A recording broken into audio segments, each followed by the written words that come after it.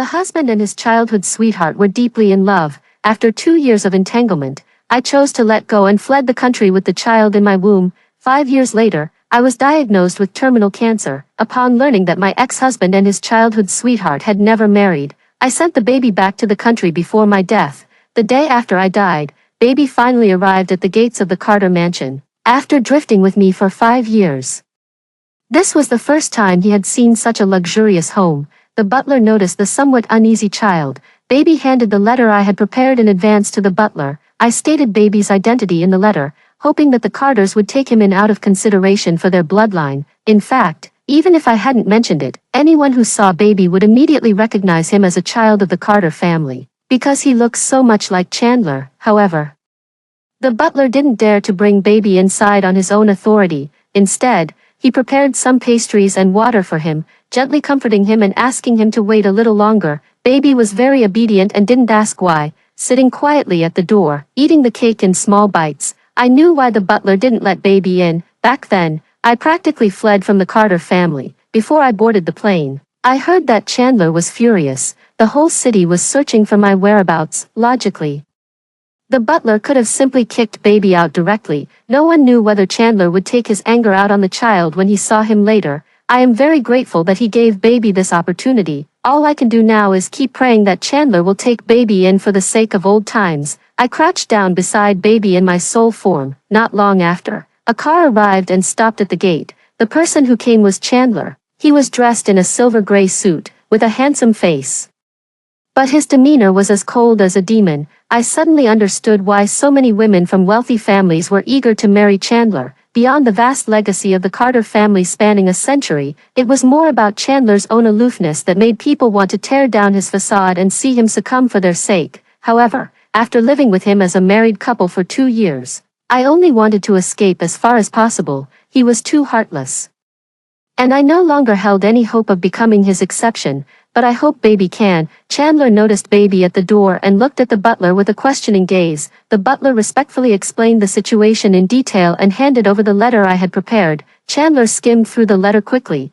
let out a scornful laugh, and tore it into pieces. Seeing this, my heart instantly sank. Baby was so angry that she wanted to rush forward, but the butler stopped her, so she could only stand there and make threats. How dare you tear up my mother's letter? You owe me. Chandler looked baby up and down. Who knows if this is really my child, or if she had an affair and is now trying to pin it on me. The butler didn't respond. Everyone could tell that was Chandler's angry remark. Just by looking at the face identical to Chandler's from childhood, it was almost certain that this was Chandler's child. I felt somewhat desperate. If Chandler refuses to admit it, there's nothing I can do. After all, I'm already dead. If it weren't for that, I would have continued living abroad with baby and never appeared before Chandler again. Whatever, just stay out of my sight, kid. With those words, Chandler went inside. The butler quickly caught on and smiled at baby, who was still standing there baring his teeth, saying, "Congratulations on coming home, young master."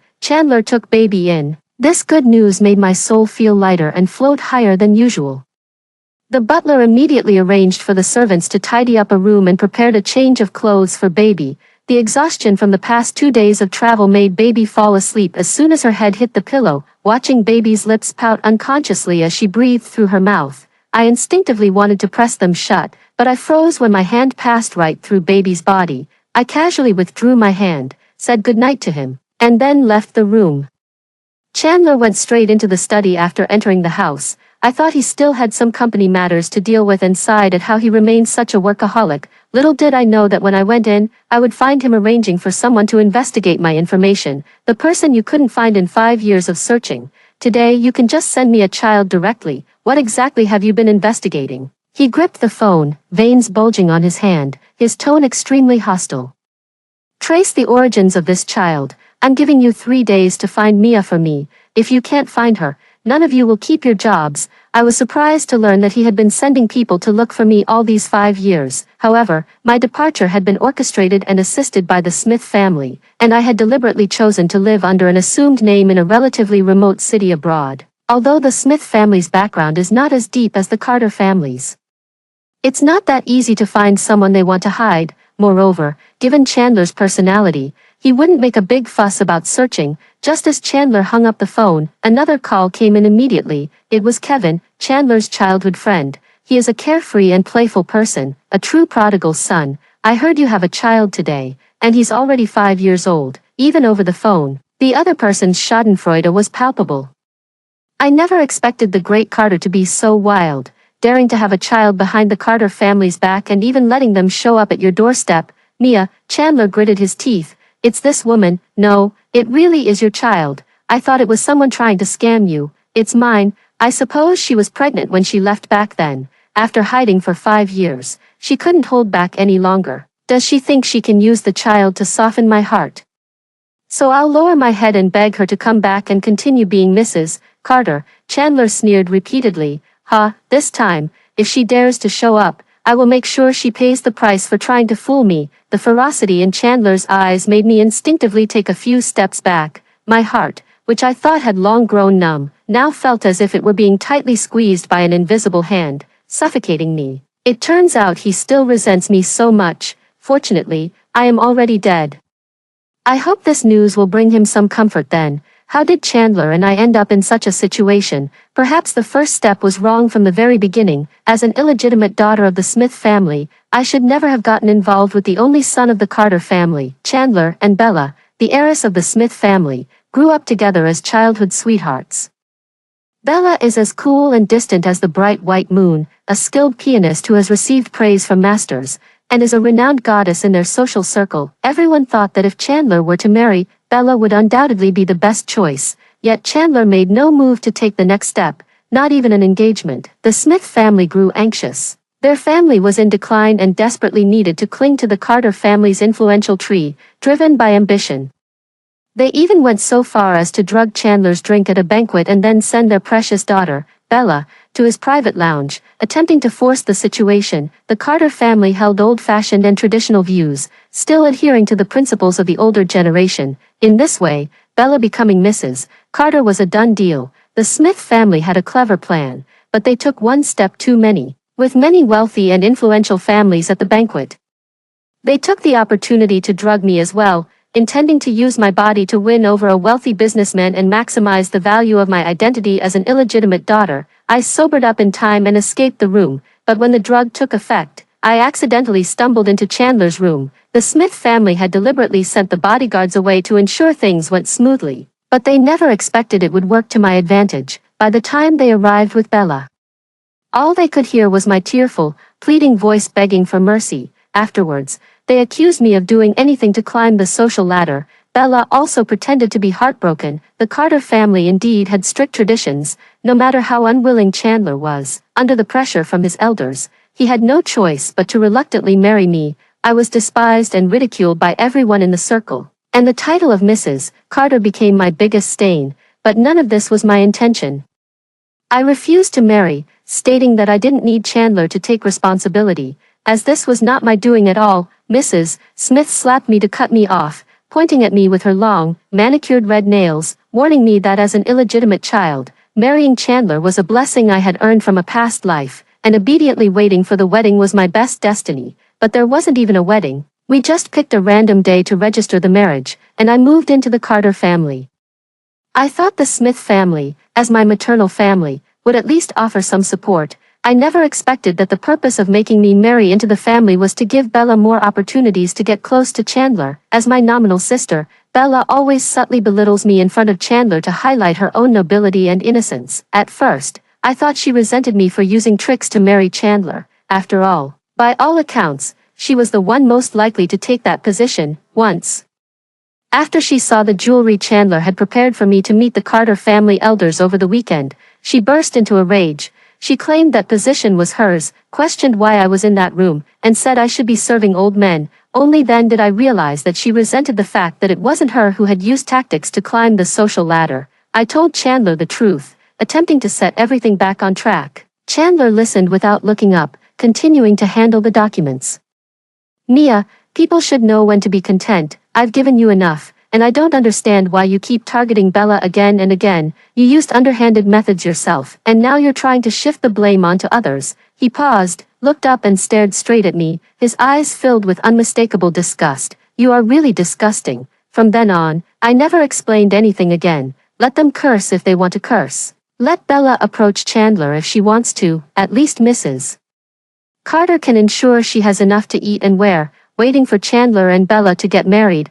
We can divorce peacefully and still receive a substantial amount of property. Until I found out I was pregnant, I called Chandler to see if he cared about this child, but it was Bella who answered the phone. The other end was very noisy, as if there was a party going on. She said Chandler had gone to the restroom and that I could talk to her if there was anything. I hung up the phone. I've been thinking all day, should a child, not anticipated by many, really be born into such a complex environment? So be it. I don't want to be entangled in their love story anymore. I drafted the divorce agreement alone and contacted Mrs. Smith. I told her I was willing to voluntarily step down from Mrs. Carter's position, on the condition that she help me leave and guarantee not to reveal my whereabouts. Mrs. Smith was more than happy to agree. Over the past 2 years, she believed she had cultivated Chandler and Bella's relationship well enough, along with tarnishing my reputation. After I left, Bella would be the best candidate for Mrs. Carter. After going abroad, I went to a small town and used my savings to buy a small house with a little garden. I changed my name to Mia Brown, which was my mother's maiden name. The child was given the formal name Austin, with the nickname Baby. The 5 years I spent alone with Baby were the happiest 5 years of my life. If possible, I would be willing to live like this forever. Unfortunately, fate was not on my side. After fainting once, I was diagnosed with terminal cancer. There was no time for sorrow. With the 2 months I had left, I arranged everything and sent Baby back to the country. When I opened my eyes again, my soul was following Baby. Perhaps he is the only person I care about in this world. Baby is very smart. During school, all of his grades were A's. In his free time, he likes to prop up his short little legs on the sofa while studying various obscure and difficult books. Not only that, but his emotional intelligence is also exceptionally high. He got to know the neighbors even before I did, and he gets along with people of all ages. An old professor who moved to the town to focus on his research even greets me and invites him to visit whenever he has time. Within just 2 days at Carter's house, he had already won the hearts of everyone in the Carter family, especially Carter's parents, who were very fond of him, and after receiving the paternity test results, they doted on him even more. Except for Chandler. As soon as Baby saw him, she immediately put away her smile and snorted coldly from time to time. Chandler became intrigued.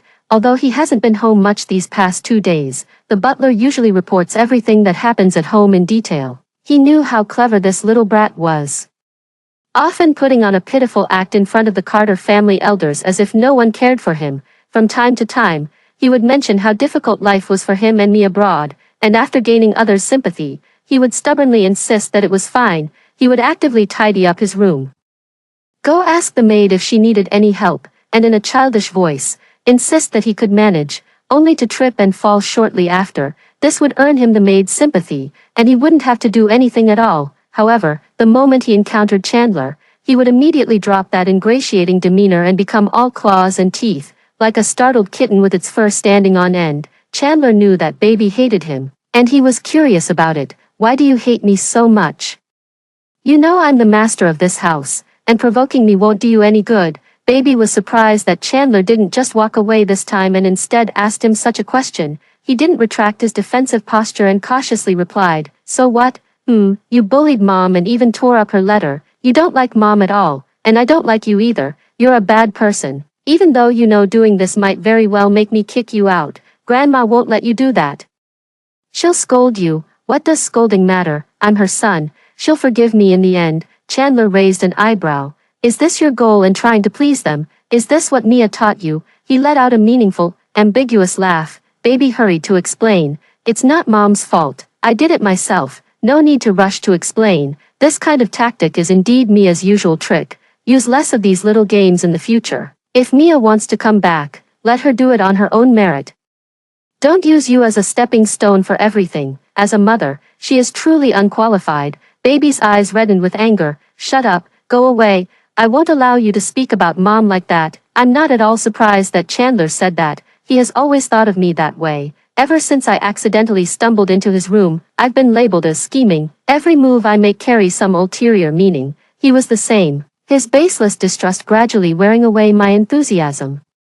But I never expected that the preconceived notions about me would be projected onto baby. After Chandler left, baby stood alone in the same spot for a long time, staring in the direction Chandler had gone. Tears welled up in my eyes, but refused to fall. I crouched in front of him, wanting to hold him in my arms as I used to. Time and again, I failed. Time and again, I stubbornly tried. But I can't do it, baby. Mommy can't do it. Mommy can no longer be like a normal mother and watch you grow up. I started to wonder if bringing baby back was really the right choice. In the end, it was the housekeeper who managed to coax baby back to her room. Baby threw herself onto the bed and burst into tears. Mom, I miss you, woo woo. Why didn't you come to pick me up? I hate it here. I hate Dad. Woo woo, he's not my dad at all. My dad wouldn't say such things about Mom. Why does he hate Mom so much? Then I hate him too. Woo woo, Mom, are you abandoning me? Don't you want baby anymore?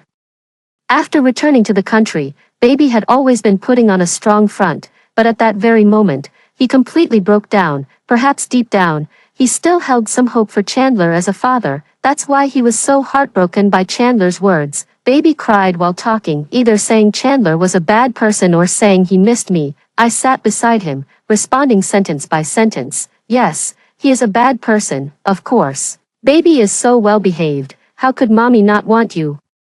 I dislike him too. I don't love him. I love baby. Baby is the cutest, most sensible, and most obedient child in the world. If you don't like it here, we won't stay. Wait for me to bring baby home. As he was talking, baby fell asleep, with a big snot bubble, muttering in his sleep, I want to protect Mom when he was abroad, because of her striking appearance. There were often alternative foreign youths on the street whistling and telling people nearby in a strange and exaggerated tone that they had seen a woman with a large bust and an amazing figure. As they spoke, they gestured to indicate the size. The group laughed knowingly. Then they slowly approached me and asked if I needed any help. While speaking, his hands and feet were also extremely dishonest, trying to reach out and touch me, before I could even react. Baby was the first to step in front of me, warning the man to show some respect. In the end, those men were taken down by my pepper spray and stun gun. When I got home, I made a big, delicious meal for baby as a reward. Baby is very sensible, because she is too sensible. I dare not tell her the truth. After learning that my life has entered a countdown of just 2 months, the first decision I made was to send baby back to the country. After all, he is Chandler's child. Chandler and Bella did not get married after I left. Then baby is Chandler's only son. For the sake of blood ties, no matter what, he will protect baby as he grows up, to prevent baby from being scared. Over the past 2 months, I told him a lot about things back home. I told him that his father is very capable, very wealthy, and will protect him. I searched for pictures online to help him get to know the Carter family in advance. Dad is super amazing. From now on baby can eat whatever you want.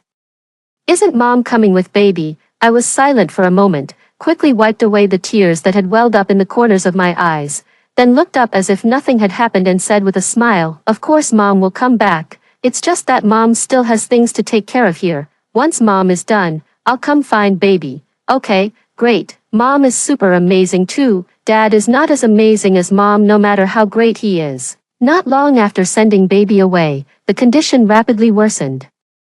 I left this world 10 days early. Chandler and baby fell into a complete cold war. They used to be able to appear in the same frame. Now, baby insists on not appearing in the same shot as Chandler. The home, which had been lively because of baby's presence, suddenly became quiet. A phone call broke the silence. It's from the baby's school. He said that the baby injured another child at school. The butler, wiping cold sweat, hurriedly called Chandler to inform him. Upon receiving the call, Chandler's face instantly turned cold, and he ordered the driver to go to the school. I saw Chandler's gloomy expression and immediately felt that something was wrong. Today was baby's first day back at school after returning to the country, so I naturally followed along and witnessed the whole scene. It was those kids across the way, playfully surrounding baby, who had just transferred into the class, their clear, childish voices repeatedly calling me a slut who stole Chandler and gave birth to you, a bastard. The words were so vile, it was hard to believe they came from a child's mouth. At first, baby just kept denying it. Later, the leading child grew impatient. He pushed baby and said he had heard it from his own family, and it was true. Baby got angry. He quickly tackled the child to the ground, and the two began wrestling. Baby was clearly much stronger than the child. Soon, the child was beaten black and blue. The other children nearby were terrified and hurried to find a teacher. The moment the teacher called, I knew Baby had gotten into trouble. I ran over to check on Chandler, and sure enough, he was in a terrible mood. I tried to explain to him, but he couldn't hear a single word. By the time Chandler arrived at the school, the parents of the other child were already there. It was a distant relative of the Smith family. She was pointing at Baby and saying something. Baby hung her head, pouting with a look of grievance. Seeing Chandler arrive, her face lit up with surprise. Immediately, she was slapped hard by Chandler. Her head was knocked to the side, and her cheek instantly swelled and turned red. I screamed, "Are you crazy, Chandler?" Baby was completely stunned. Chandler's expression was extremely displeased. You couldn't even keep up the act for a few days before showing your true colors at school, like mother, like son. Can you cause me less trouble? Do you really think the Carter family will protect you forever, no matter what Mia has instilled in you? Remember this, if you don't obey, you can just get out. Fine, I'll leave. Do you think I want to stay here? I'm only waiting because Mom told me to wait for her to pick me up. How dare you talk about me and Mom like that? Baby turned around angrily, and I saw a trace of blood trickling from the corner of his mouth. He cried while saying, "They insulted Mom first. They insulted me first. Why did you come and hit me right away? He did something wrong, and his mom came to protect him right away. But as soon as you came, you hit me first. Mom said you would protect me, but that's not true at all. You're not my dad. My dad wouldn't hit me. I want to find a dad who will protect me." You said they insulted you and Mia. Chandler keenly caught the key point. What did they say? You called my mom a slut and me a bastard. Are you happy now? If I'm a bastard, then what does that make you? Chandler ignored the sobbing Baby. He turned his gaze to the teacher and parent standing nearby, his eyes full of pressure. The parent forced a smile and stepped forward to explain. A 5 or 6-year-old child doesn't understand these things. He was just talking nonsense. The baby was crying, and the sound was clearly audible to the ear. Immediately refuting, "I didn't make it up." The people nearby all heard it. Chandler scanned the surroundings and finally fixed his gaze on the culprit hiding behind a parent. Checked the surveillance footage. Seeing the children playing on the monitor, the parents and teachers turned pale. Chandler sneered, "What an ignorant child. What nonsense." Baby cleared up the misunderstanding. I felt uncomfortable watching from the side. I have experienced Chandler's indiscriminate scolding more than once. After marriage, Bella frequently visited our home under the pretext of seeing me. In front of Chandler, she played the role of a caring older sister, constantly asking about my well-being. But as soon as Chandler left, she would smash the gifts she had given me, saying I didn't deserve them. Then he pretended to fall to the ground, scraping his skin. When Chandler returns, he will lift the injured part and pitifully blame all the fault on me, I explained. But it was useless. What normal person would injure themselves just to frame someone else? Especially in Chandler's eyes, Bella was still an ethereal fairy untouched by worldly matters. A fairy versus a woman who climbs into bed. Who to believe is obvious. Bella came to visit me as usual. But this time she was wearing an exceptionally sexy white dress, unlike her usual style. My intuition told me she was up to something big. I tactfully ran to the kitchen, turning a deaf ear to whatever was happening outside. If possible, I could even stay away from the room for the whole night, giving them plenty of space for their alone time. But Bella failed. "It's all my fault for not fighting for you back then, letting someone else have you. That's my biggest regret. Now I just want to fulfill a dream. Can't you even grant me that? Please have some self-respect." Bella's shout came from upstairs, followed by the sound of a door slamming and the click-clack of high heels descending the stairs. She appeared behind me, her eyes as if poisoned with venom. "Mia, it's all your fault. Your mother is a bitch, and so are you. Both of you have that seductive, promiscuous look, always luring men. Can't you live without men?" With a buzzing sound, the calm string in my mind suddenly snapped. I slapped her backhanded, and it wasn't enough to vent my anger. So I gave her a few more slaps. "You can't snatch someone and you blame me. Why should I have to put up with your anger? If you want him, go and snatch him yourself. If you can't get him, just drug him. Isn't that your specialty? Now you're blaming me for seducing him. But isn't it all because of the mess you made back then?" Bella covered her face, her eyes suddenly turning soft and pitiful. "Sister, I'm sorry. I've admired Chandler since childhood.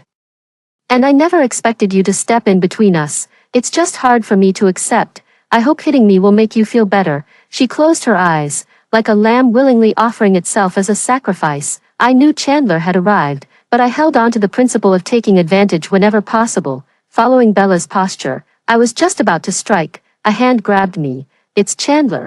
He slapped me back on Bella's behalf and said, "Apologize to her." Bella, shielded behind him, had a look of sheer schadenfreude in her eyes. "I won't," I smiled defiantly. "If you dare, divorce me, I want half of your assets, baby." And Chandler reached a stalemate. Chandler realized he had misunderstood earlier and had gone too far. He couldn't bring himself to lower his pride and apologize to a child, knowing she was in the right. Baby didn't give Chandler any face at all. He acted like a tyrant at home, and the moment Chandler showed the slightest displeasure, he would immediately cover his face and say it hurt. His face had long been treated by a doctor with medicine, and the swelling had gone down. Chandler had no choice but to accept his fate. Baby unexpectedly had Chandler under control. I was deeply moved, for now, with Chandler feeling a bit guilty, Baby wouldn't be kicked out anytime soon. An unexpected visitor arrived this day. It was Bella. She was carrying many expensive toys and, as soon as she entered the room, she very naturally sat down next to Baby, wanting to pinch his cheek, but he dodged her, her expression unchanged. She put on a gentle and understanding demeanor. "Is this the child my sister has been hiding for 5 years? She looks absolutely adorable. I'm your auntie. Has your mom ever mentioned me? This is a toy I bought especially for you. See if you like it." I never mentioned Bella. I took Baby away with the intention of staying far from their conflicts. If it weren't for having to bring Baby back, I wouldn't even have told Chandler, but I'm a bit worried. Bella is good at pretending. I'm afraid Baby might really be fooled by her sweet talk. Perhaps it's the bond between mother and child. Baby heard the wish in my heart. He frowned and pushed away the toy offered to him with a look of disdain. "I don't know you, and I stopped playing with these toys when I was 3, Auntie. Could you please stay away from me? Your perfume is so strong it's stinging my eyes." Bella looked hurt and turned to Chandler.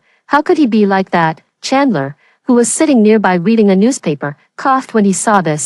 "The perfume is indeed a bit strong. It's normal that he doesn't like it." Bella was surprised that Chandler didn't stand up for her and kept guessing how much this son meant to Chandler. After some thought, she decided not to dwell on the matter. She straightened her clothes and moved a bit further away. "Perhaps I sprayed too much perfume today to cover up the smell of disinfectant from visiting relatives at the hospital. Sorry about that. However, I heard that a couple of days ago, Baby had a conflict with the Smith family's child, which made Chandler so angry that he canceled several projects from the Smith family. Could there be some misunderstanding here? Oh, I heard that my sister has been raising her child alone abroad for 5 years. A child is like an uncarved piece of jade. How they turn out entirely depends on how the carver shapes them. I heard the reason for the incident was that the Smith family's child used offensive language, and I specifically went to reprimand them. Children may not understand the sharpness of words, so they certainly deserve punishment, but after all, they are just a child, for a small mistake.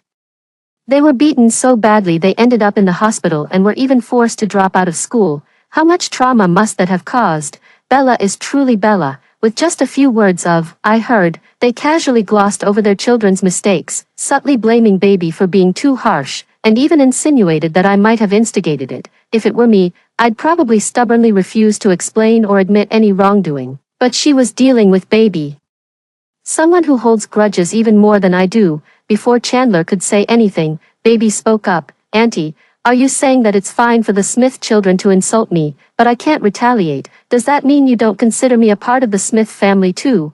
"I didn't mean, actually, I think it's a bit excessive too." Baby paused, then took a sudden turn in the conversation. "They can call me a bastard all they want, but how dare they insult Mom? I may be too young to fully understand what it means, but Mom would definitely be hurt if she heard it. Auntie, next time, just direct your insults at me. I can take it." Bella's smile began to falter. Baby continued, "I think Auntie was right about one thing. A child is like a raw piece of jade, and it all depends on how the carver polishes it. When you think about it, how could a 5 or 6-year-old child know such malicious words? Someone with ill intentions must have taught him. It definitely has nothing to do with the Smith family, right?" Baby blinked her eyes. Bella forced a smile and replied, "Yes, yes." Baby reassured her, "Auntie, don't rush to defend your child. I did hit him, but a child's strength isn't that strong. Besides, Dad already hit back that day. He pointed to the face that had been hit earlier. Look, right here, it's even bleeding. With just a few words, he shattered the hearts of two people. I couldn't help but clap and cheer from the side. You truly are my baby, so clever. Chandler, having been hit where it hurt, had a face as colorful as a palette. Without waiting for Bella to explain anything, he issued an order for her to leave. She still wanted to struggle. Chandler, let me explain. Chandler replied coldly, if you hadn't stepped forward, I wouldn't have even realized this was someone from the Smith family. Even a child can say such things. I imagine you've been talking behind our backs quite a bit. Let's go. Don't come here again unless necessary. Bella left with a desolate expression, watching her retreating figure. I turned back with a smile and happened to meet Baby's beaming eyes. Bella left, and Baby is this happy, truly, like mother, like son, so happy. Chandler also noticed. Baby nodded emphatically, yes, very, very happy. I'm happy when mom is happy. Hee. If Baby is happy, then I'm happy. Even though I knew Baby couldn't hear me, I still replied, unexpectedly. Baby's smile grew even brighter. Chandler suddenly asked, is she really that good to you? Do you like her that much? Mom is the best mom in the world. Of course I like her. Chandler asked curiously, what did she do that made you like her so much? In their minds, I should be a complete schemer, willing to do anything to get ahead, even selling my body. Suddenly seeing a completely opposite comment made him feel a bit uncomfortable. She did nothing, yet she did everything. She was a clumsy mother, doing everything poorly for the first time, even needing to run to the neighbor's house to learn how to change a diaper step by step. When I was weaning, I was very fussy, crying all night long, but she never got annoyed. She would hold me and look at the moon, telling me stories late into the night. The first time I went to school alone, she was so worried that she secretly followed me every day. She thought I didn't notice, but even my classmates saw her. They thought she was a suspicious person and told the teacher to have her arrested. I got into trouble at school for hitting someone. She came in, immediately held me in her arms, and told me not to worry. Then she confronted several very tall men alone, scolding them and saying not to bully me because she knows Chinese martial arts. When I had homework I couldn't do and went to ask her, she pretended to understand and told me to go to sleep first, promising she'd give me the answer the next day. But when I got up to use the bathroom in the middle of the night, I found her staying up late, looking up the meaning of each word on the computer. Through Baby's words, Chandler came to know a version of me, a little clumsy yet somewhat clever, striving to live abroad, a version of me entirely different from the one in his memory. I overheard from the side and covered my face in shame. Why do the aunties next door tell Baby everything? As a mother, I feel utterly embarrassed. Why didn't you come back when things were so tough for you abroad earlier? Mom told me that someone doesn't want us to come back. Chandler thought deeply. The relationship between Baby and Chandler began to ease. Perhaps it was because of guilt. He gradually began to dote on Baby with a fatherly demeanor. In fact, if the previous events had not occurred, he would have been a very good husband and a very good father. If a woman had married into the family in a normal way, he will give his partner at least basic respect and decency. The Carter family tradition ensures that she will be the only wife. She is the only Mrs. Carter. Even if they don't love each other, they will treat each other with respect. The child born will also be the sole heir of the Carter family. After all, when it comes to me, Chandler still maintains basic integrity, compared to other wealthy wives. At least I don't have to run around catching mistresses, nor do I have to worry about illegitimate children popping up somewhere, older than my own. Even Bella, who had always been volunteering herself, didn't have much physical contact with him after we got married. He just doesn't trust me, doesn't love me, that's all. But during the 2 years of entanglement with him, there were moments of tenderness that made me mistakenly believe he loved me. We were intimate more than once. At first, it was because of drunkenness. Then, the second, third, fourth time, Chandler indeed had the charm to attract many noble young ladies. Seeing him become restless and lost because of my body, at that moment, it was as if I had pulled him down from his untouchable pedestal with desire. We had moments of tenderness. It was because of this warmth that I endured the pointing fingers of others and continued to be Mrs. Carter. It was this very warmth that made Bella uneasy. She thought he didn't love me. But things seemed to be different from what she had expected, so she was in a hurry to drive me away, afraid that Chandler would really fall in love with me. But does he really love me? If he loved me, would he choose to believe an outsider over and over again? I don't want to be caught in the middle of their love story. So after learning about Baby's existence, I chose to leave. at the very least, I have the world's cutest, most obedient, and most sensible baby. Chandler announced that a banquet will be held this Saturday to publicly acknowledge Baby as the heir. Austin changed his name to Austin. The name was kept at Baby's repeated insistence. I grew increasingly flustered. Chandler tracked down my whereabouts, following the trail of Baby's return to the country, coupled with the Smith family's efforts to conceal my whereabouts after realizing how much importance Chandler placed on Baby. They inadvertently alerted Chandler. He found out where I work. He found out the town where I live. He found out the hospital where I was treated. He found out that I died. What did you say, sir? The lady you are asking about passed away before last week. It seems she had no other relatives, so we cremated her and buried her in the public cemetery. If you wish to pay your respects, you can inquire at the front desk for the specific location. You mean Ms. Mia Brown. She was such a poor woman. She was raising her child alone. And by the time her cancer was discovered, it was already in the late stages and couldn't be cured. Suffering always seems to favor those who are already struggling. Brow, it seems Brow has moved away. Her house is over there. She was the most beautiful Eastern woman I've ever seen, and her child was also very adorable. The two of them were the most beautiful sight in this small town. Oh, my friend, you know Mia and Austin. It's truly sad. They have already passed away. Mia fell ill.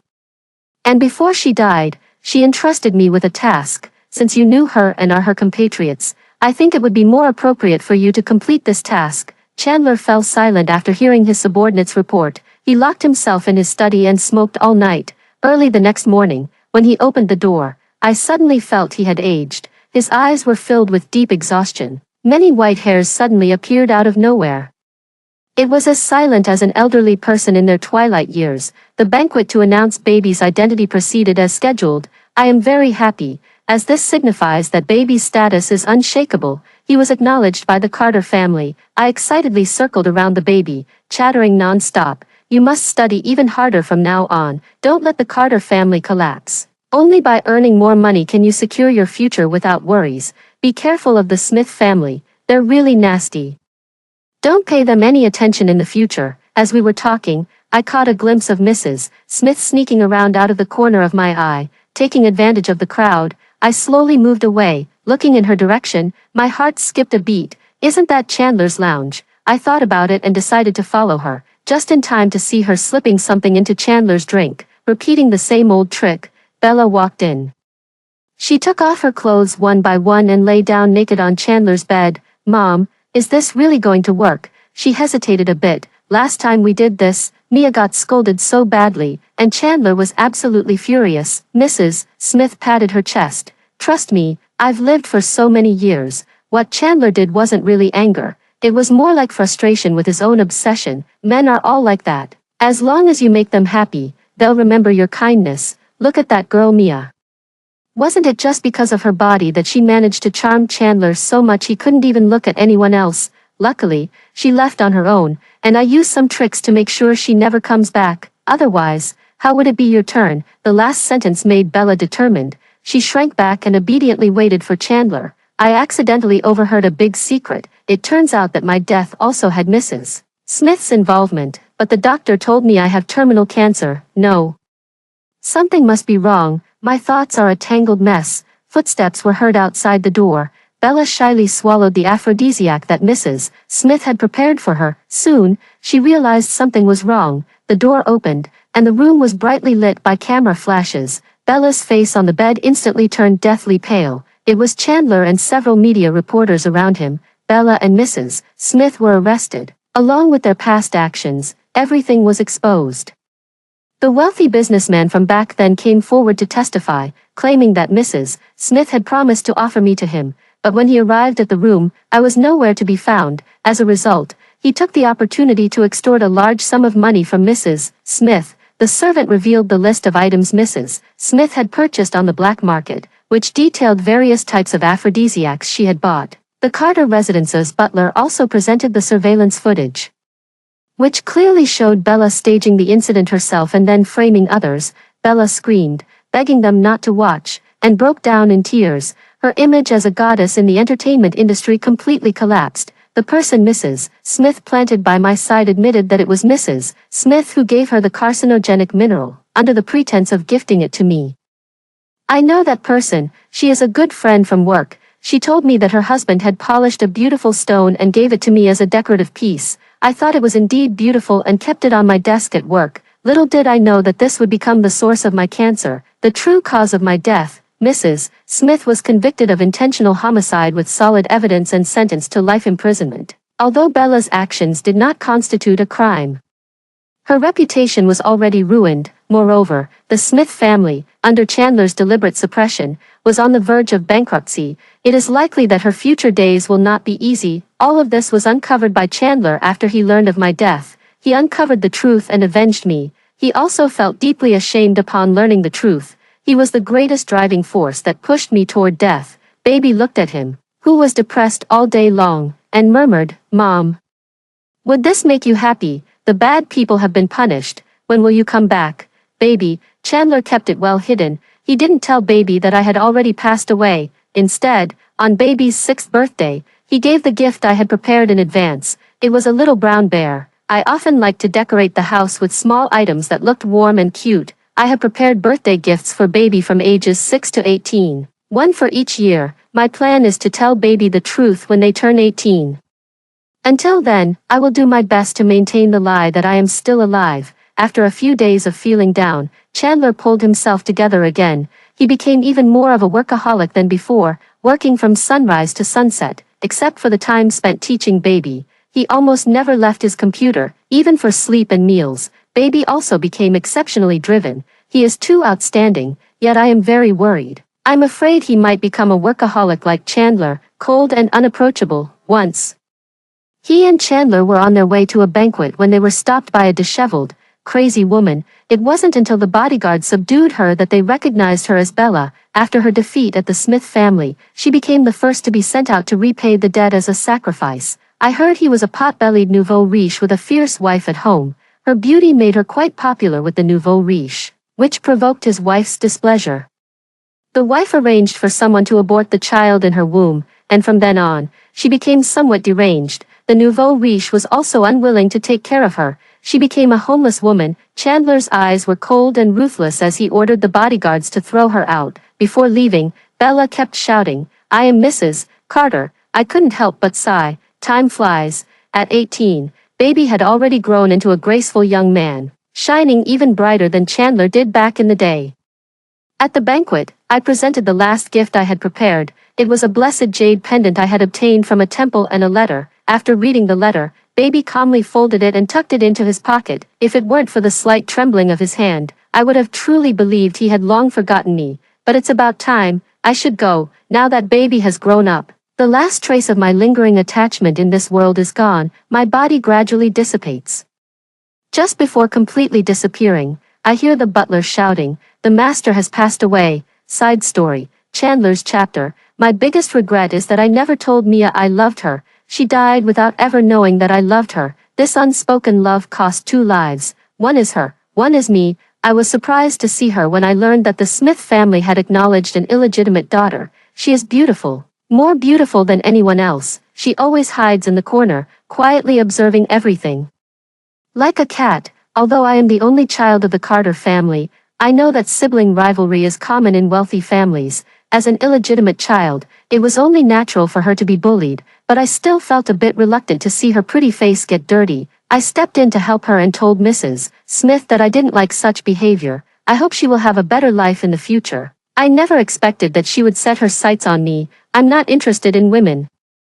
I didn't drink the wine they prepared for me either. Looking at Mia, her eyes filled with tears as she pleaded with me. I seemed to be drunk. That day, I bullied her too harshly, and she cried until her voice grew hoarse. I felt a mix of shame and anger. For the first time, I lost my composure because of a woman. I must have been drugged by her. I know she is not a good woman, but I can't help but pay attention to her. Why doesn't she look at me? Why doesn't she try to please me? Didn't you always dream of having me? Why are you acting so indifferent? Bella, only this woman can make Mia angry. Only then will she be jealous for me. I want to see more emotions spiraling out of control because of me. But you, why do you want a divorce? It must be a case of playing hard to get. It must be. She was gone. I can't find her. Where on earth did she go? Who helped her escape? It turns out that she and I already have a child. Then why won't she come to see me? Does she hate me? Or does she want me to apologize? No, I'm Chandler. I can't possibly be wrong. I was wrong. I was the one who killed her. I was the one who pushed her step by step into a corner. Please, can you forgive me? The child is 18 years old. I prepared gifts for her from the age of 18 to 80. As his parents, I hope you can forgive me, Mia. Extra. Baby chapter. Baby, I have a secret. The secret is that I have a very, very silly mom. She's so silly that she thinks I haven't noticed her. She has always been by my side, until I was 18. Mom, baby will always love you. You should go. The baby has grown up. After hearing the first story above, what are your thoughts? Feel free to share your opinions in the comments section. Next, there is another similar story. Let's continue to see. When I was reborn as a supporting female character in a romance novel, I was negotiating divorce compensation with the male lead, $50 million to divorce me. Hesitating for even a second would have been disrespectful to the money deal. A flash of shock crossed Lucas Robinson's eyes. As the saying goes, money talks, and I couldn't agree more. In less than an hour, I had erased all traces of myself from the villa, including my very presence. 4 years later, I attended a high society banquet with my son and unexpectedly ran into Lucas. Lucas's eyes burned with anger as he dragged me out of the banquet and threw me into his car. Are you that desperate to become someone else's stepmother? Without a moment's hesitation, I nodded, yes. Lucas leaned in close, his voice whispering by my ear, Lily, you seem to be welcoming me. This fight between Lucas and me nearly pushed us to the brink of divorce. When he heard me ask for money, a flash of shock crossed his eyes. But he quickly averted his gaze. Don't regret it, he said. Whoever regrets is a damn grandson. I retorted defiantly. In less than 10 minutes, my bank account showed a notification of a $50 million deposit. Lucas went to the study. I quickly had someone clean out everything in the villa. Half an hour later, I boarded a plane heading to City G. Before departure, I posted a photo of the airport on my social media with the caption, leaving this heartbroken city. After doing all this, I removed the SIM card from my phone and threw it into the trash. The first thing I did after getting off the plane was to go to the bank and transfer my money to another account. I settled down in a small coastal town on the outskirts of the city. Only after sorting everything out did I finally feel at ease. At first, I couldn't believe that Lucas, my childhood friend I'd grown up sharing everything with, turned out to be just a supporting character. The key protagonist is still Tiffany, whom I particularly dislike, but reality forced me to sober up. So I chose to take the money and run. This departure lasted 4 years. I hadn't even been happy in City G for 4 months before discovering I was pregnant. I didn't have much affection for this unexpected child. Instead, I felt a sense of resistance. Yet, the baby in my womb seemed to have chosen me, surviving even when I was nearly hit by a car and fell hard on the ground. After the car accident, I ultimately decided to keep the child. During this time, I met a runaway groom from a wealthy family, Zane. He prefers men and strongly resists arranged marriages within the family. We gradually became close and turned into inseparable best friends who shared everything. 4 years later, the Owens family encountered trouble. Zane Owens asked me to return and help, offering a reward of $20 million. Just pretend to be his fiancé for me. Over these 4 years, I've completely accepted the fact that I'm just a supporting character. Lucas has probably already married Tiffany by now. After Zane's desperate pleading, I finally agreed to return to the country with him. As soon as I boarded the plane, I noticed the gaze of a man wearing black sunglasses in the premium cabin seemed to be fixed directly on me. Zane, holding the child, asked in confusion, "What's wrong?" "That man keeps staring at mommy," Tommy Owens said in a childish voice. His chubby little hand pointed not far away. Zane frowned. "Do you know him?" I shook my head. "No, I don't." I patted Tommy's little hand. "Tommy, how many times have I told you? It's not polite to point at others." Tommy shrank his neck, hugged Zane's arm, and whined, "Daddy, mommy scolded me." Actually, Tommy's last name isn't Owens. We rehearsed for almost a week in advance for this acting role. By the time I looked over again, the man wearing sunglasses had already disappeared. It wasn't until after getting off the plane that I realized where that familiar feeling came from. I was on the same flight as Lucas. Lucas was more composed than I had expected, stepping forward directly to greet me. "Long time no see."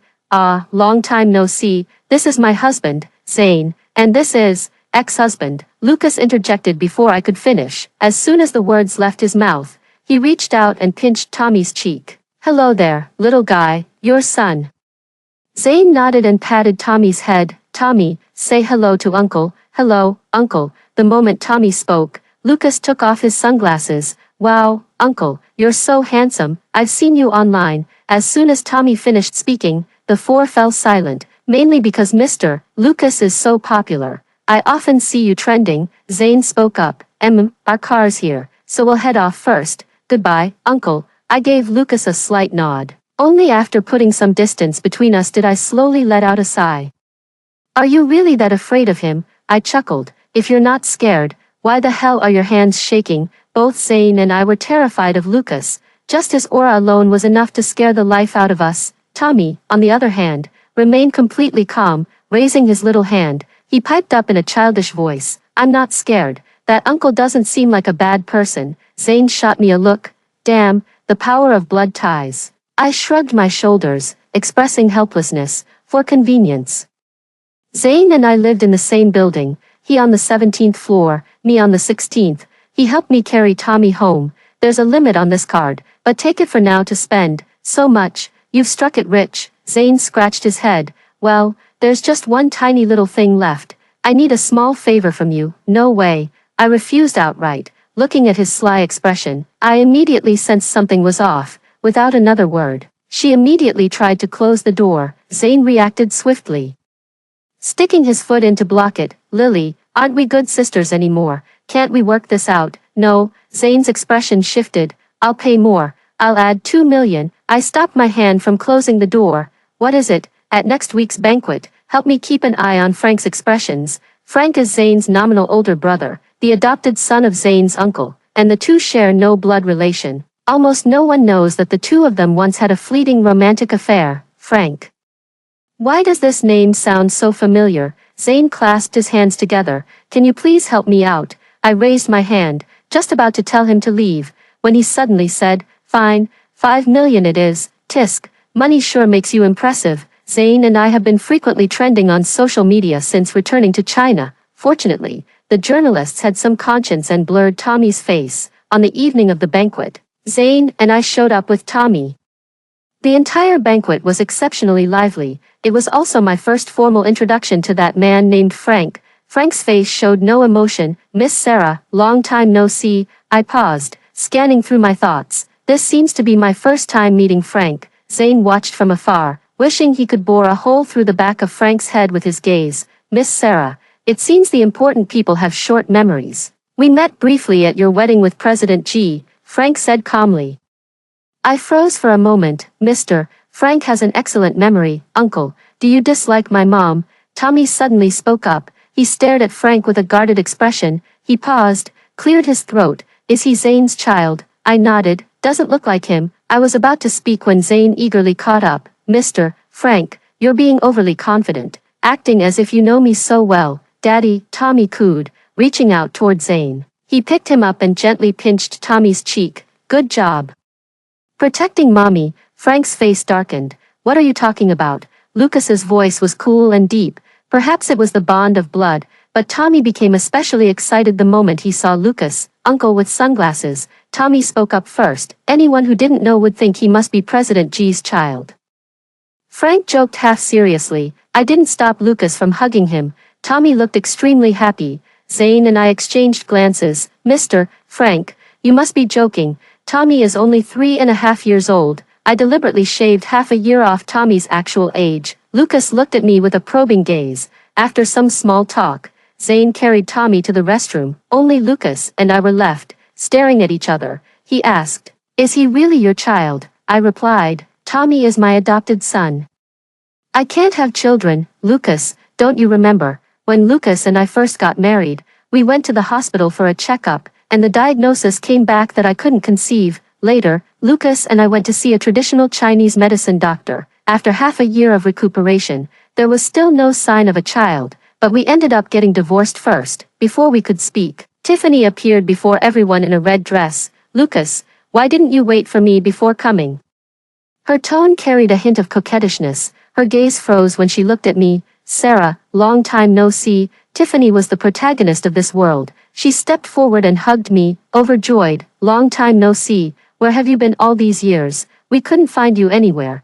What did they want with me? Suppressing my confusion, I replied, I wanted a change of scenery. Oh, you're married. Her gaze fell on my ring finger. To whom? Zane. Tiffany covered her mouth, her face full of disbelief. You're not joking with me, are you? I shook my head. Zane, didn't he dislike women before? I heard he was in a relationship with a man before, but they broke up. About half a year later, he was spotted buying children's clothes at a kid's store. You couldn't be the child's biological mother, could you? No, I'm his stepmother. I've met Zane's ex-wife before. She's a really good person. I said this for Frank, who was holding a drink behind me pretending not to care. Lucas couldn't help but laugh. Sarah, you're something else. Instead of being the respectable Mrs. Lucas, you'd rather be someone's stepmom. At the same time, Tommy appeared. Uncle's sunglasses. What's a stepmom? Gotta say, it's my good son who knows how to assist best. Lucas became utterly sullen, the icy words tumbling out of his mouth one by one. Sarah, uncle, mommy, here. Tommy mimicked the man in a suit standing before him. Frank was even more patient than I had imagined, just glanced indifferently across my face before finally settling on Tommy's. His upright posture made people unable to resist taking a second look when he walked. I never expected Frank to eat so well, I thought to myself. Tiffany was amused by Tommy's adorable appearance and raised her hand to touch him. Zane suddenly appeared, blocking our way. He took the initiative to take the child, speaking gently, I'll handle it. It's time to take our seats. I hummed in agreement and stood by his side. Zane gave them a slight nod. The banquet is about to begin, so we'll take our leave first. Frank stepped forward to block his path. Zane, let's talk. No, Mr. Frank, there's been no connection between us for a long time. Frank gritted his teeth. I can save your Owens family. Sure enough, Zane's footsteps halted. Are you threatening me? Zane said regretfully. It's just a pity that Mr. Frank will miscalculate this time. After speaking, he took my hand and left. After distancing ourselves from them, Zane and I released each other's hands. His palm was damp with sweat, and he unconsciously swallowed before leaning closer to whisper in my ear. That scared me to death. I thought you were exceptionally brave. I teased him, Zane said. Sarah, the pot shouldn't call the kettle black. 6 of one, half a dozen of the other. His blunt words directly exposed the reality of our situation. This is also a fact we have to face.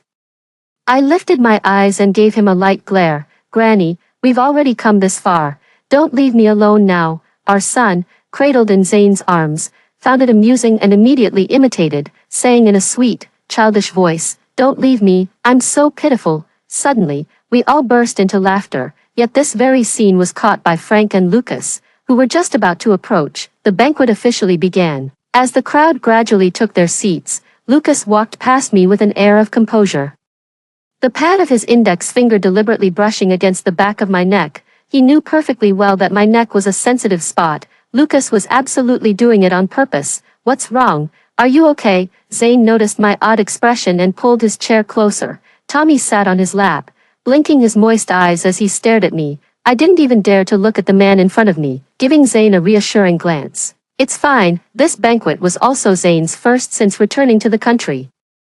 He began engaging with the big shots from various circles. Tommy obediently sat by my side until he yawned, reminding me it was time to take him home. I glanced around, searching for Zane's figure. The chair beside me was empty, with no sign of him. I lowered my gaze and sent Zane a WeChat message. I can't find you. I'm heading back first. Me, Tommy, I'm sleepy. Tommy, overcome by drowsiness, simply wrapped his arms around my neck when I scooped him up lazily, fidgeted slightly, and then went back to sleep. It seemed like a habit formed over many years. As soon as we stepped out of the banquet, a gentle breeze swept by.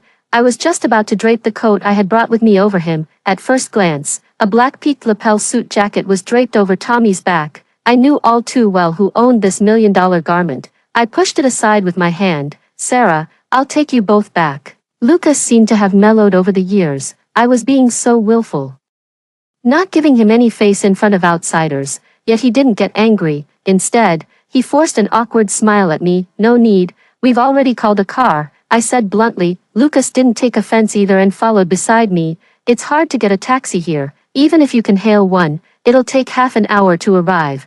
Aren't you tired? Besides, Sarah, it's just giving you a ride home. Do you think I'm going to eat you or something? I glanced at him sideways. What? President G has taken a liking to someone else's wife now, Lucas said. So what if I have? I was stunned by his answer, frozen in place, feeling that I absolutely couldn't get in the car. I turned around to walk back inside, but the next second, he grabbed me by the collar, and his familiar scent washed over me. The surrounding air was filled with the unique sandalwood fragrance emanating from Lucas. Lucas curled his lips slightly. Sarah, I'll take you home. Thank you, I agreed. With a madman like Lucas, I couldn't guarantee what insane things he might do. Things weren't going smoothly with Zane's family for now, and I didn't want to cause him any trouble. I got into the car and gave an address. Lucas was driving, noticeably more steady than before. At first, the car was silent. I held Tommy in the passenger seat. Clearly, he was exhausted to the point that even getting into the car didn't wake him. He just turned over and kept sleeping. Sarah, why do you want to divorce me? Lucas suddenly asked. I didn't want to say these things to him, so I chose to remain silent. Lucas, however, directly pulled the car over to the side and looked at me calmly. Don't you want to talk to me? No.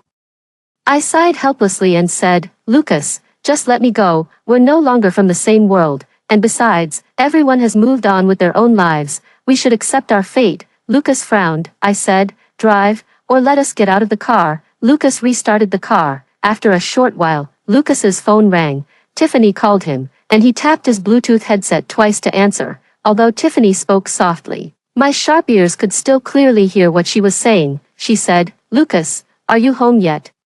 Lucas, almost there. Tiffany, Lucas, should we get married? The next second, Lucas's car came to a stop at a red light, his gaze unapologetically fixed on me, lost in thought. I didn't avoid it in time. We collided head-on. It was a bit dazzling. Lucas, are you listening? His Bluetooth earpiece once again picked up Tiffany's voice. Driving, we'll get back to you later. Lucas hung up the phone and set off again. I didn't speak to Lucas the whole way. After arriving at the neighborhood, I thanked Lucas and prepared to carry Tommy away. As it turned out, Lucas was the first to pick up Tommy. Since it's already a gift for you, shouldn't you at least invite me for a cup of tea? Lucas, I have a husband. That person isn't you. Lucas looked indifferent. Zane won't be coming home tonight. How can you even stand this?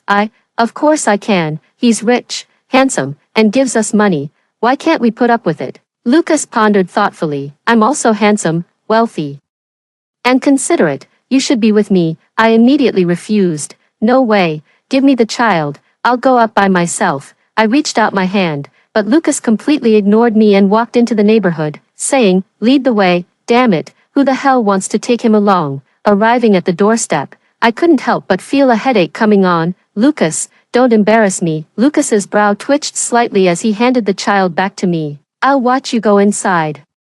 I opened the door and took the child. A pair of worn men's black slippers at the entrance caught my eye. Lucas froze in place, staring at me in bewilderment. I sighed and blocked the doorway. Lucas, live a good life with Tiffany. With a bang, I shut the door. I kicked off the black men's slippers. Just then, Tommy, who had been dozing on my shoulder, woke up. Tommy looked around and realized we were home. The voice carried a hint of drowsiness as he asked, Mom, is that Dad?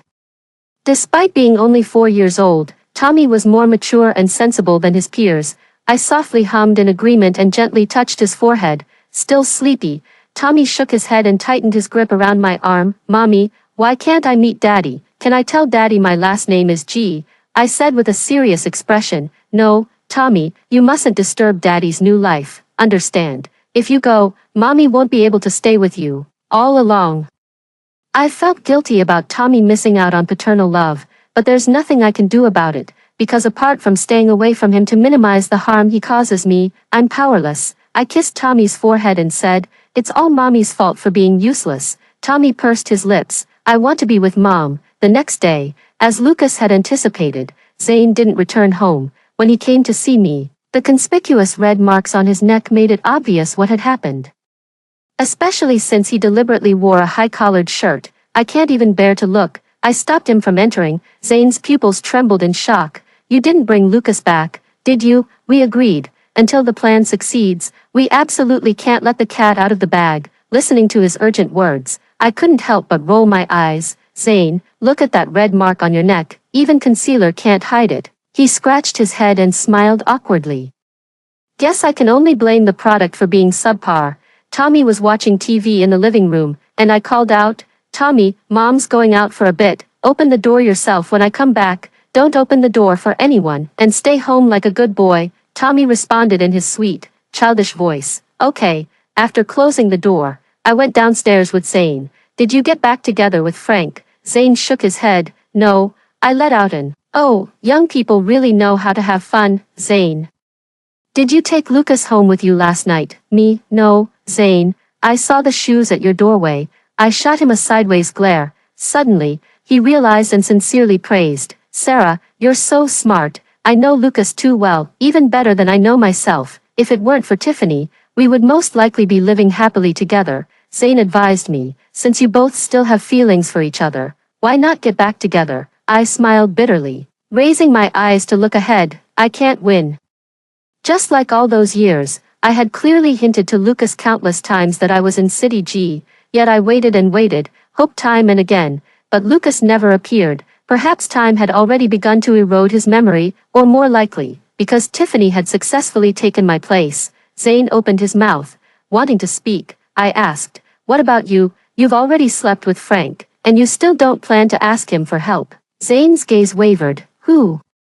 Who said sleeping together means we can get back together? I wonder what he's thinking about." I watched as his face visibly started to turn red. I clicked my tongue and teased, "What are you recalling to blush like that?" We strolled around the neighborhood and casually found a secluded bench to sit on. Zane said shyly, "It's all because of the things you asked." What did I say? Zane's face turned red as he said, "Let me tell you, after all these years, Frank is still as shameless as ever.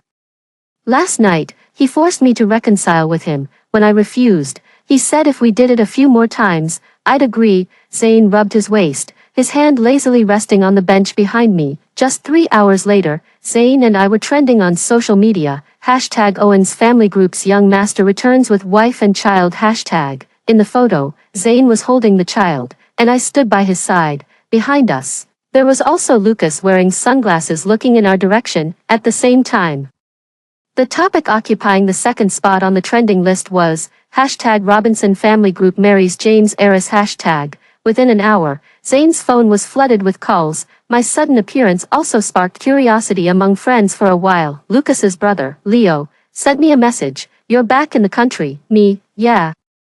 Leo, "Who's that kid?" Me, "Not Lucas's, he's my current husband's." We hadn't even talked for 2 minutes when my parents called. My mom asked me to come home and bring Tommy. Me, "Mom, Tommy is Zane's child." "Did you get married?" Me, "Not officially in China yet, but we registered our marriage abroad." My mom was furious. "You mean that trip abroad you told me about 3 years ago?" I nodded vaguely. "Yeah, and I won't be bringing the child back with me," my mother complained. "You silly child, how could you not tell us about such a big thing? Bring the child back to meet us too. After all, no matter what, they'll still have to call me grandma." "Don't worry, your father won't be angry." Touched, I smiled politely and said, "Okay." I deliberately chose a weekday to bring Tommy back, afraid of running into Lucas and the others. The moment my mom saw Tommy, she was completely captivated by his adorable appearance. "This child's genes are just too good, aren't they?" my mom exclaimed, unable to resist pinching his cheeks from time to time. "But why do I feel like this child looks so familiar?" my mom muttered. Then, Tommy puffed up his cheeks. "Grandma, stop pinching my face all the time, or son will complain about my face being too big again." "Who is son?" My mom's hand froze mid-air. I said, "His little friend." "Then has he come over?" I shook my head. "Son is in G City." My dad walked in from outside, carrying a fishing rod, his deep voice booming. "Humph, so you still remember to come back. Why didn't you wait until we were buried to come back?"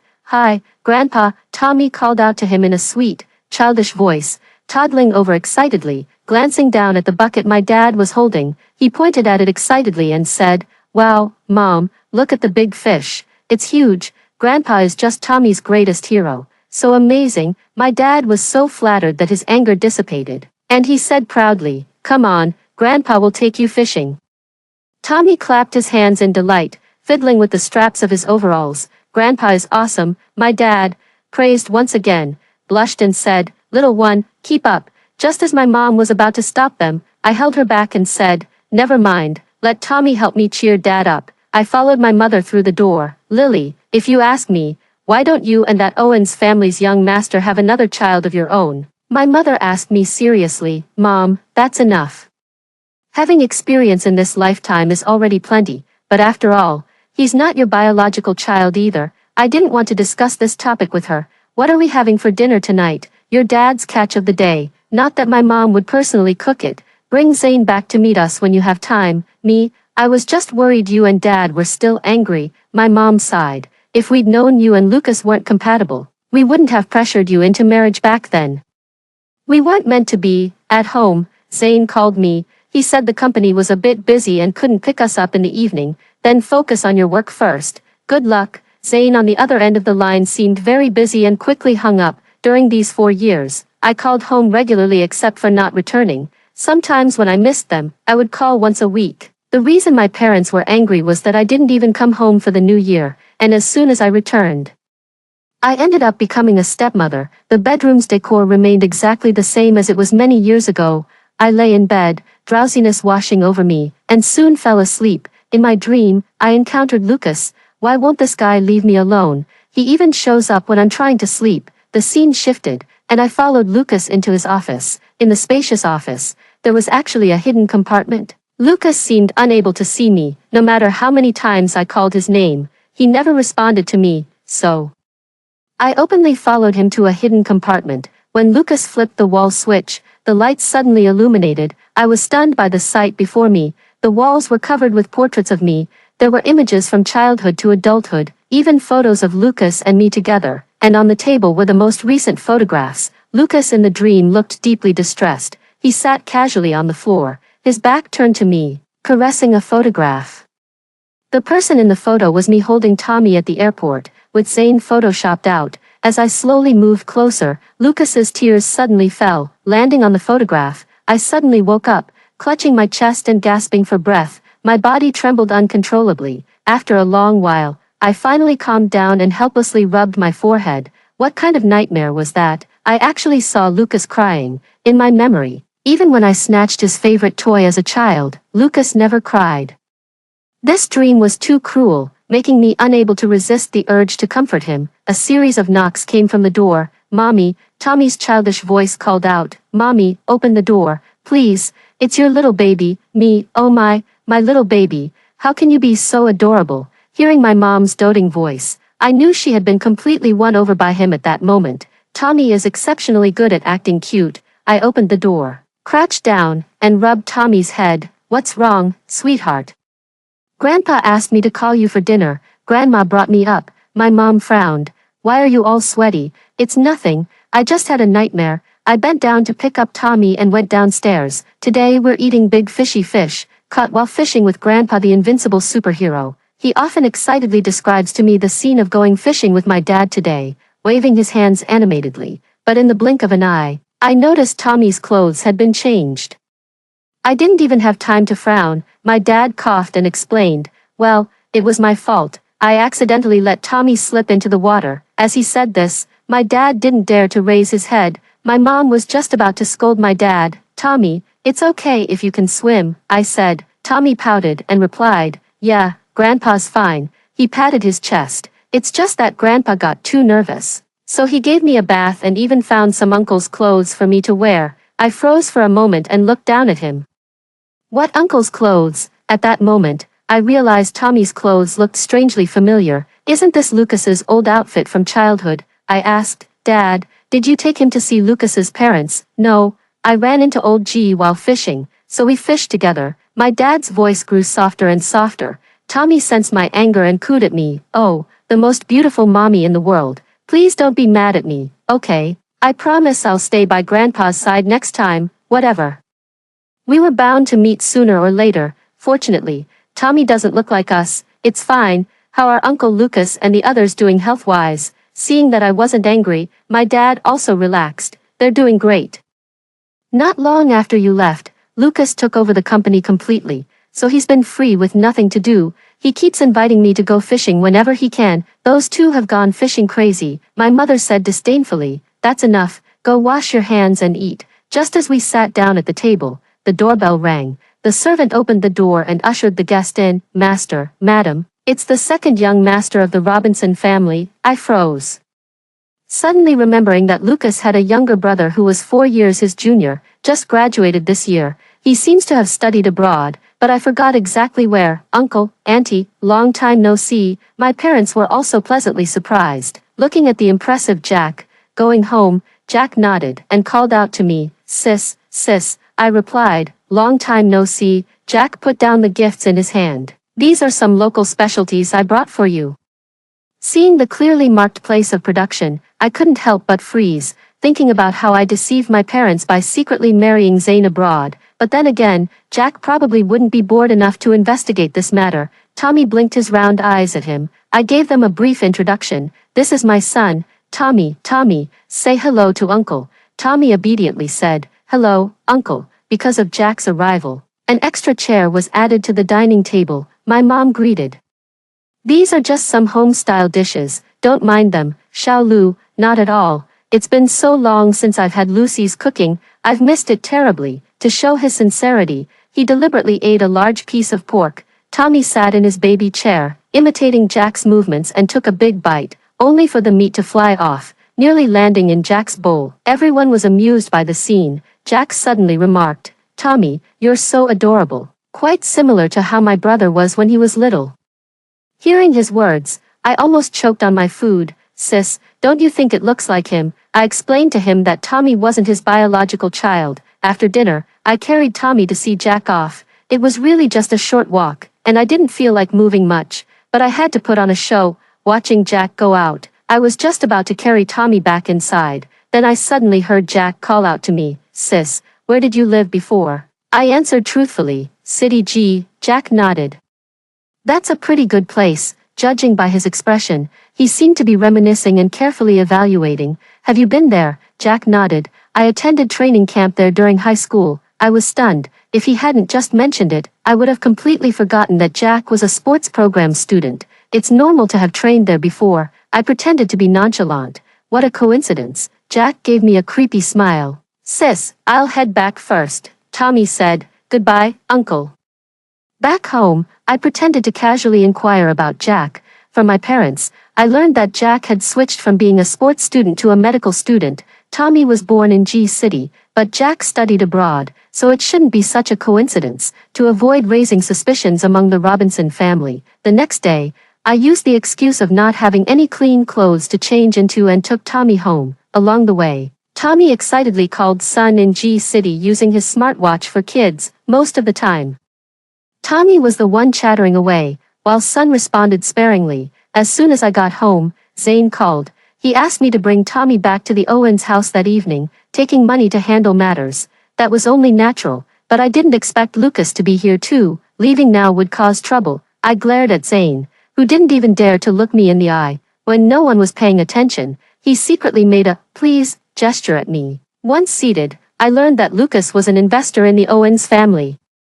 Between Frank's investment and Lucas's, Zane directly chose Lucas. To curry favor with Lucas, the Owens family specifically invited Tiffany. She naturally took a seat beside Lucas, while Tommy sat on his other side. I heard that Mr. Lucas is getting married to Miss Tiffany. I'd like to extend my best wishes for a happy union to both of them. Mr. Zane's tone carried a hint of flattery. Zane glanced at me, but I remained indifferent, lowering my eyes to fiddle with my phone. Just then, Leo sent me a WeChat message. Sarah, are you with Lucas right now? There was a probing tone in the voice. I took a photo of the dining table and sent it to him, not just together, but also eating at the same table. Leo replied instantly. Are you okay then? I just thought he was being a bit odd. Of course I was fine. Lucas's voice was steady and firm. Oh, how come I, the person involved, didn't know about this? His gaze swept coldly over Tiffany before briefly passing over me. I didn't speak, quite unlike young Master Zane's enthusiasm with his wife. Clearly, Lucas was referring to the trending topic. Tiffany's expression darkened, and the motion she had prepared to pull Lucas back froze in place under his sharp gaze. Her face turned pale. The desolate look in her eyes was impossible to conceal. Even the dimmest of the Owens family realized they had made a mistake. They hurried to apologize. However, Lucas appeared magnanimous. Saying nothing on the surface and simply smiling it off, Tommy lowered his head, picked up my phone, and started watching capybaras. This is the newly risen top celebrity. Recently, all the little kids love it, including Tommy. However, Son doesn't like it. Tommy often says that when he goes back to G City, he must bring a capybara for Son, saying, "Mom, if I bring one for Son, he'll definitely fall in love with it." Tommy looks absolutely certain. The Owens family was single-mindedly determined to arrange a marriage between Zayn and me, even though, in the eyes of outsiders, I had given birth to a son for their family. They still treated me with disdain. I adopted an indifferent attitude as well. After dinner, I took Tommy for a walk in the garden to aid digestion. I waited for Zayn to finish his work and come home. When Tommy got tired from walking, he tugged at me and pointed to the swing not far away, saying, "Mommy, I want it." I held him in my arms, sitting on the wooden swing, kicking my feet gently as we slowly took off. Tommy found it amusing and cheered excitedly. "We're flying." While waiting for Zayn, I idly scrolled through my phone out of boredom. I noticed there wasn't even the slightest mention online about the marriage alliance between the Robinson and James families. The James and Robinson families are equally matched in strength, making them the perfect candidates for a marriage alliance. In just 1 week, the James family's finances began to falter. Apart from the Robinsons, I can't think of anyone else who would target the James family. Suddenly, Tommy spoke up. "Mom, who is that?" Following the direction of his finger, I noticed a person standing in front of a black car. From such a distance, I couldn't make out his expression. From afar, wisps of smoke lingered around the man's thin lips as he lowered his hand and gazed toward the Owens residence. He seemed lonely. "It's too far away. Mom can't see clearly either." I responded to him, checking the time. "It's about time to leave." Just then, a figure blocked my view ahead. A pair of gleaming black leather boots came into view. "Uncle,"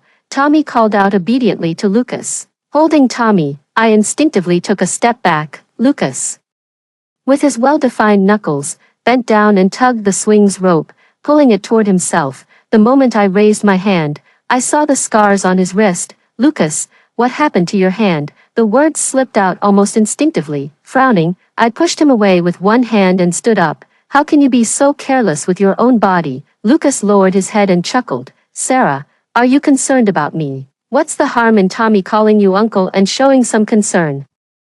I tightened my grip around Tommy. I continued, "I was just asking casually. Your body is your own, and you can do whatever you want with it. It's not my place to interfere." With that, I prepared to leave with Tommy. Learning from past mistakes, I made sure to drive this time. I had just inserted the key when Lucas pulled open the passenger seat door. I frowned. "What are you doing?" Lucas rested his arm on the window frame, glancing at me sideways. "I've been drinking. Could you give me a ride?" I was about to refuse, was abruptly interrupted by Lucas. "Sarah, one must not be ungrateful. This is what you owe me. Wasn't it just that he gave me a ride last time, making it seem like I owe him something so important?" Lucas gave an address, and only when I was halfway there did I realize he actually lives right across from me. I suppressed my anger. "Lucas, are you doing this on purpose? Last time, I thought the environment there was nice, so I rented it." Lucas said it nonchalantly. I asked, "When did you rent it?" Lucas, "Last night." "Lucas, are you crazy?" Lucas didn't hesitate at all. "Yes." After driving to the building, parking the car, and returning home with Tommy, he couldn't find his phone for a long time before realizing he had left it in the car. Back at the car, I glanced over and noticed Lucas was still sitting on the bench, holding an unlit cigarette in his hand. Lucas was acting stranger by the minute. I opened the car door and knelt on the passenger seat, searching for my phone. The next second, I faintly sensed a figure approaching from behind. I turned to look. Lucas stood by the car. Suddenly, he wrapped his arm around my waist, opened the back door, and forcefully shoved me inside. "Lucas," no matter how much I called out, Lucas remained unmoved. "Lucas, I'm getting married," he scoffed, glancing at me sideways and said, "Are you planning to marry Zayn while carrying my child?" His eyes were bloodshot, instinctively dodging and avoiding. Lucas's hand gripped my chin, forcing me to look at him. "Lily, I thought 4 years ago, we were just having an argument. Why did you leave me?" His tone was unreadable. The hand caressing my chin grew stronger as I struggled. Lucas curled his lips into a smile. "Zayn won't marry you, Lily. I certainly won't let you marry someone else with my son." In an instant, I suddenly understood the meaning behind Leo's message to me. Lucas knew. Tommy was his and my child. "How did you know?" I asked unwillingly. Lucas let go of my hand and instead slung his arm around my waist in a carefree manner, pulling me even closer to him. Guess, those two short words carried a hint of roguishness. My hand pressed against his chest. Did Jack tell you? Lucas smiled. Not entirely. Tommy and I took a DNA test. I should have known. Seeing that I remained silent, he continued, and you forgot. My dad has already met Tommy. Do you think they didn't have any thoughts when they saw Tommy, me? But Tommy doesn't look like us at all. Lucas, have you forgotten? When Jack was little, he didn't resemble anyone either. Lucas's younger brother didn't look like anyone at first either. It wasn't until after he turned 5 that his facial features started changing, perfectly combining the best traits of Lucas's parents. My heart skipped a beat. I had indeed forgotten about that. Lucas's hand pinched my waist, his slightly displeased tone falling by my ear.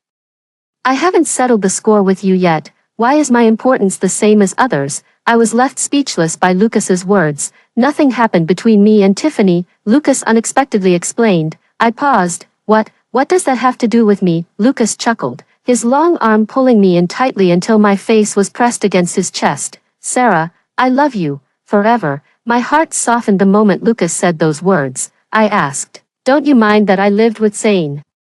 Lucas lifted me with one arm, entered the elevator, and pressed the floor button. Let's go throw all his things out right now. Back at home, this was Lucas's first time here, yet, when he saw there were no traces of Zane's belongings, his expression remained utterly calm. Aren't you suspicious of me at all? Suspecting that I'm really living with Zane, willingly becoming a stepmother to his child, Lucas said. It would be a lie to say I'm not suspicious at all. He held my hand and placed it over his heart, looking at me earnestly. Lily, you don't know how jealous I was when I saw you coming back with Zane. I was going crazy with jealousy, seeing you both enter the apartment building together. I wanted to beat Zane up right then and there. The Owens family needs funds. If you don't want to rely on a marriage alliance, apart from Frank, the only person left is me. He took a deep breath and continued, but when I found out Tommy is our child, I was actually quite happy. I'm not short on money. I could even give Zane away for free. I immediately cut him off. That won't do. Zane still owes me money. Lucas, all right, I'll get it all back for you. I froze for a moment, withdrew my hand, and asked curiously, how will you get it back? Lucas pinched my nose and said confidently, you'll be satisfied. As soon as the words were spoken, the door to the children's room was opened. Tommy came out in his little bear pajamas, yawning. Mommy, you're finally back. Upon seeing Lucas, he rubbed his eyes in disbelief. Uncle, Lucas frowned and said to him, you should call me Dad. Tommy hesitated and looked at me, and I nodded. Well, let's take it one step at a time. The next second, Tommy rushed straight toward Lucas, shouting, Daddy. That night, Tommy clung to his father, begging him to stay. However, in the latter half of the night, it was Lucas who wouldn't let go of me, and he only settled down as dawn approached. By the time I woke up, it was already noon. The phone on the bedside suddenly lit up. I picked it up and saw a message from Lucas. Tommy, I've brought him to the company. Lucas, if you miss him, you can come to the company to pick him up. And by the way, bring me the car keys I left on the bedside. I glanced at the bedside, and sure enough, there was a Lamborghini car key. I poked at my phone. Did you do this on purpose? Lucas, you found out. At noon, after getting ready, I took a taxi to Lucas's company. However, Lucas was out, and his assistant received me. Young madam, you've finally returned. I awkwardly smiled at him. Lucas and I have been divorced for many years. The assistant turned a deaf ear. Young madam, you can call me anytime if you need anything.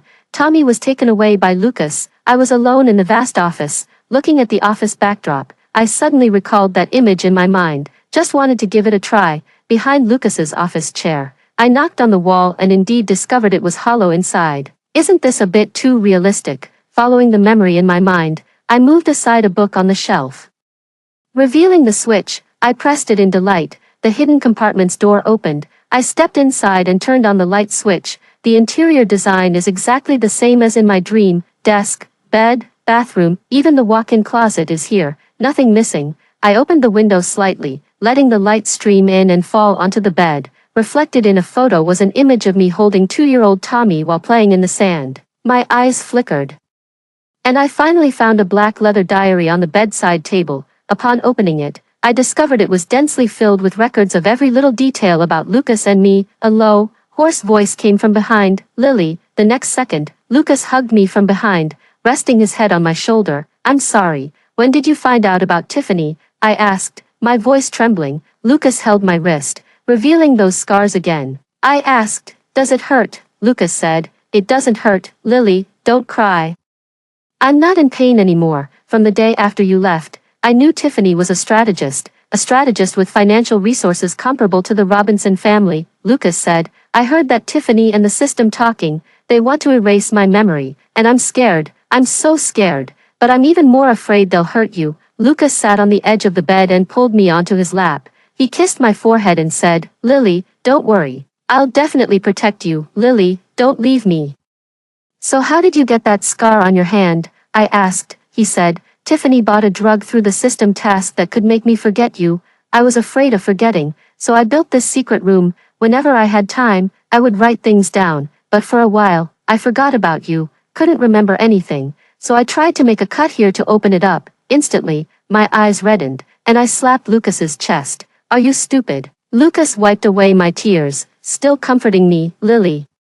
It's okay, it's all going to be over soon. Then, he pulled me into his embrace. Tiffany's family company went bankrupt. Overnight, it was delisted. At the same time, the message that Tiffany's mission had failed appeared in both my and Lucas's minds. It's really over. I excitedly grabbed Lucas's hand. He hugged me and said, yes, since Tiffany disappeared, Lucas has been coming to my house more and more often. Sometimes, I even run into Zane bringing Frank along. What a coincidence. Neighbor downstairs. What a coincidence. Upstairs neighbor, Frank and Lucas had an awkward conversation. Later I found out that both Lucas and Frank had seen me coming and going with Zane. They were both heartbroken about it for a long time. Lucas's identity as an investor was acquired by Frank at a high price. In one go, just from the profits alone, I made 30 million. This infuriated Zane, who kept bombarding me with WeChat messages. I replied, you brought this upon yourself. Half a year later, Lucas handed the company over to Jack. He took me and Tommy back to live in G City. In the deep of night, I nestled in his arms and asked, don't you miss home by coming here with me? Lucas laughed freely, leaned down to kiss my cheek, and said, no, wherever you are is home. After hearing the two stories above, what are your thoughts? Feel free to share your opinions in the comments section. Looking forward to hearing from you. If you liked this story, don't forget to like it, share it, and subscribe to my channel. See you next time.